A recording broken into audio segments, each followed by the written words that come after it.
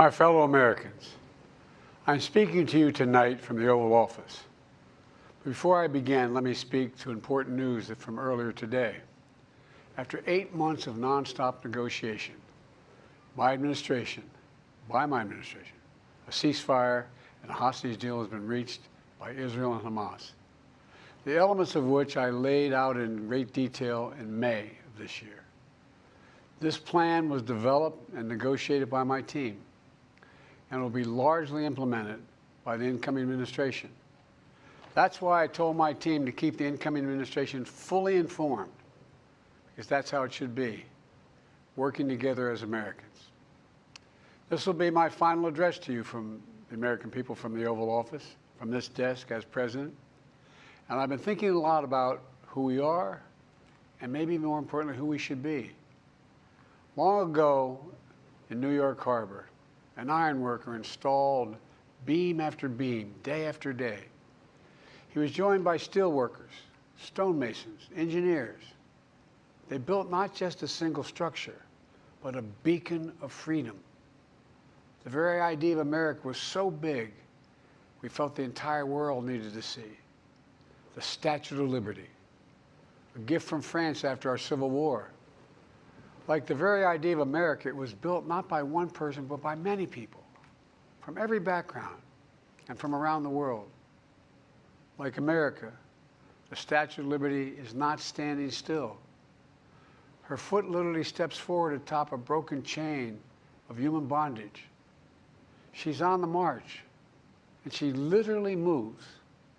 She was built to sway back and forth to withstand the fury of stormy weather, to stand the test of time because storms are always coming. She sways a few inches, but she never falls into the current below. An engineering marvel. The Statue of Liberty is also an enduring symbol of the soul of our nation. A soul shaped by forces that bring us together and by forces that pull us apart. And yet through good times and tough times, we've withstood it all. A nation of pioneers and explorers, of dreamers and doers, of ancestors native to this land, of ancestors who came by force, a nation of immigrants who came to build a better life, a nation holding the torch of the most powerful idea ever in the history of the world, that all of us are created equal, that all of us deserve to be treated with dignity, justice, and fairness, that democracy must defend and be defined and be imposed, moved in every way possible. Our rights, our freedoms, our dreams. But we know the idea of America, our institution, our people, our values that uphold it are constantly being tested. Ongoing debates about power and the exercise of power, but whether we lead by the example of our power or the power of our example, whether we show the courage to stand up to the abuse of power or we yield to it. After 50 years at the center of all of this, I know that believing in the idea of America means respecting the institutions that govern a free society, the presidency, the Congress, the courts, a free and independent press, institutions that are rooted, they just might not reflect the timeless words, but they echo the words of the Declaration of Independence. We hold these truths to be self-evident. Rooted in the timeless words of the Constitution, we the people. Our system of separation of powers, checks and balances, it may not be perfect, but it's maintained our democracy for nearly 250 years, longer than any other nation in history that's ever tried such a bold experiment. In the past 4 years, our democracy has held strong. And every day I've kept my commitment to be president for all Americans through one of the toughest periods in our nation's history. I've had a great partner in Vice President Kamala Harris. It's been the honor of my life to see the resilience of essential workers getting us through a once-in-a-century pandemic, the heroism of service members and first responders keeping us safe, the determination of advocates standing up for our rights and our freedoms, instead of losing their jobs to an economic crisis that we inherited. Millions of Americans now have the dignity of work. Millions of entrepreneurs and companies creating new businesses and industries, hiring American workers, using American products. And together, we've launched a new era of American possibilities. One of the greatest modernizations of infrastructure in our entire history, from new roads, bridges, clean water, affordable high-speed internet for every American. We invented the semiconductor, smaller than the tip of my little finger, and now is bringing those chip factories and those jobs back to America where they belong, creating thousands of jobs. Finally, giving Medicare the power to negotiate lower prescription drug prices for millions of seniors. And finally, doing something to protect our children and our families by passing the most significant gun safety law in 30 years and bringing violent crime to a 50-year low, meeting our sacred obligation to over 1 million veterans so far who are exposed to toxic materials, and to their families, providing medical care and education benefits and more for their families. You know, it will take time to feel the full impact of all we've done together.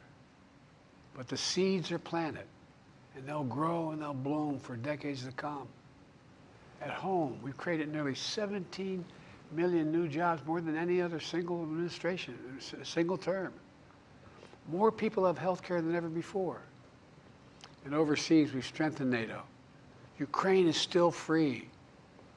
And we've pulled ahead of our competition with China, and so much more. I'm so proud of how much we've accomplished together for the American people. And I wish the incoming administration success, because I want America to succeed. That's why I've held my duty to ensure a peaceful and orderly transition of power, to ensure we lead by the power of our example. I have no doubt that America is in a position to continue to succeed. That's why my farewell address tonight, I want to warn the country of some things that give me great concern. This is a dangerous and that's a dangerous concentration of power in the hands of a very few ultra-wealthy people. And the dangerous consequences if their abuse of power is left unchecked. Today, an oligarchy is taking shape in America of extreme wealth, power, and influence that literally threatens our entire democracy, our basic rights and freedoms, and a fair shot for everyone to get ahead. We see the consequences all across America, and we've seen it before, more than a century ago. But the American people stood up to the robber barons back then and busted the trusts. They didn't punish the wealthy. They just made the wealthy play by the rules everybody else had to. Workers want rights to earn their fair share. You know, they were dealt into the deal, and it helped put us on a path to building the largest middle class, the most prosperous century any nation in the world has ever seen. And we've got to do that again. In the last 4 years, that is exactly what we've done. People should be able to make as much as they can, but play by the same rules, pay their fair share of taxes. So much is at stake. Right now, the existential threat of climate change has never been clearer. Just look across the country, from California to North Carolina. That's why I signed the most significant climate and clean energy law ever in the history of the world, and the rest of the world is trying to model it now. It's working, creating jobs and industries of the future. Now, we've proven we don't have to choose between protecting the environment and growing the economy. We're doing both. The powerful forces want to wield their unchecked influence to eliminate the steps we've taken to tackle the climate crisis, to serve their own interest for power and profit. We must not be bullied into sacrificing the future of our children and our grandchildren. We must keep pushing forward and push faster. There's no time to waste. It's also clear that American leadership in technology is an unparalleled source of innovation that can transform lives. We see the same dangers of the concentration of technology, power, and wealth. You know, his farewell address, President Eisenhower spoke of the dangers of the military-industrial complex. He warned us then about, and I quote, the potential for the disastrous rise of misplaced power, end of quote. 6 decades later, I'm equally concerned about the potential rise of a tech-industrial complex that could pose real dangers for our country as well. Americans are being buried under an avalanche of misinformation and disinformation, enabling the abuse of power. The free press is crumbling. Editors are disappearing. Social media is giving up on fact-checking. The truth is smothered by lies told for power and for profit. We must hold the social platforms accountable to protect our children, our families, and our very democracy from the abuse of power.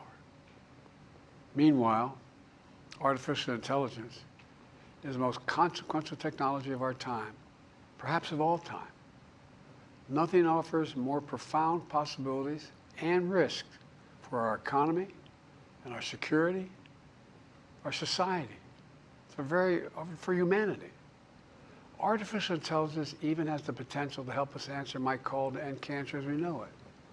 But unless safeguards are in place, AI could spawn new threats to our rights, our way of life, to our privacy, how we work, and how we protect our nation. We must make sure AI is safe and trustworthy and good for all humankind. In the age of AI, it's more important than ever that the people must govern. And as the land of liberty, America, not China, must lead the world in the development of AI.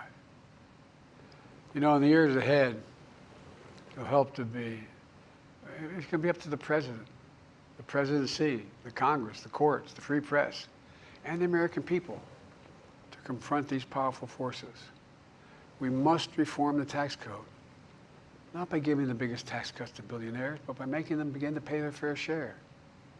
We need to get dark money. That's that hidden funding behind too many campaigns contributions. We need to get it out of our politics. We need to enact an 18-year time and term, for the strongest ethics reforms for our Supreme Court. We need to ban members of Congress from trading stock while they're in the Congress. We need to amend the Constitution to make clear that no president is immune from crimes that he or she commits while in office. The president's power is not limited. It's not absolute, and it shouldn't be. And in a democracy, there's another danger to the concentration of power and wealth. It erodes a sense of unity and common purpose. It causes distrust and division. Participating in our democracy becomes exhausting and even disillusioning. And people don't feel like they have a fair shot. We have to stay engaged in the process. I know it's frustrating. A fair shot is what makes America, America. Everyone's entitled to a fair shot. Not a guarantee, but just a fair shot. An even playing field. Going as far as your hard work and talent can take you.